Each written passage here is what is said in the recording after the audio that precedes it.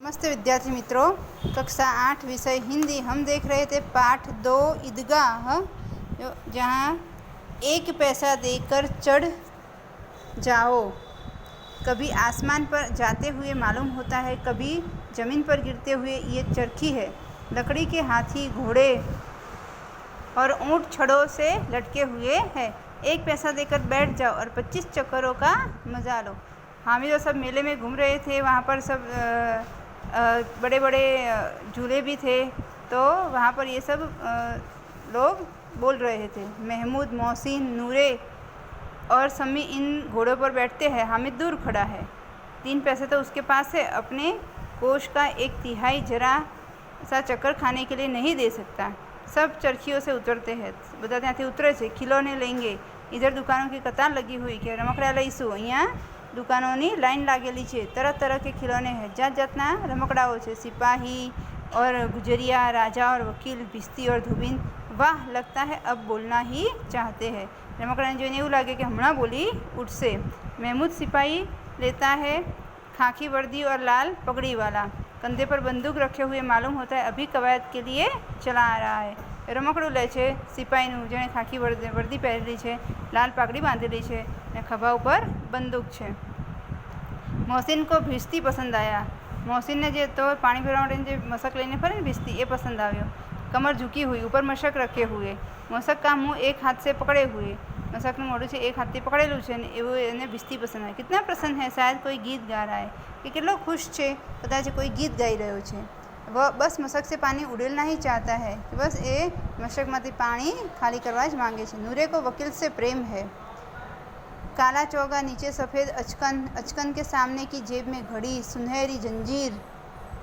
एक हाथ में कानून का पोथा लिए हुए मालूम होता है। इन्हें वकील पसंद आवे छे नूरे ने। अभी किसी अदालत से जिरा या बहस के लिए चले आ रहे हो। ये सब 2-2 पैसों के खिलौने हैं। हामिद के पास कुल 3 पैसे हैं। हामिद के पास कितना पैसा था? 3 पैसा। इतने महंगे खिलौने कैसे ले? क्या आटला बधा मोंघा रमकड़ा केवी रीते ले? खिलौना कहीं हाथ से छूट पड़े तो चूर चूर हो जाए, जरा पानी पड़े तो सारा रंग धुल जाए। कि रमकड़ा केवा है कि जो हाथमांथी पड़े तो फूटी जाए, कारण के माटीना हता। थोड़ुंक पाणी एना पर पड़े कि एनो बधो ज करेलो रंग जो होय ए जतो रहे। ऐसे खिलौने किस काम के? आवा रमकड़ा शू कामना? उन्हें लेकर वह क्या करेगा? इन्हें लेने शू करसे? खिलौने के बाद मिठाइयाँ आती है। किसी ने रेवड़ियाँ ली है, किसी ने गुलाब जामुन, किसी ने सोन हलवा। मिठाई ले चलो को मज़े से खा रहे। हामिद बिरादरी से पृथक है। अभागे के पास 3 पैसे ही है, क्यों नहीं कुछ लेकर खाता?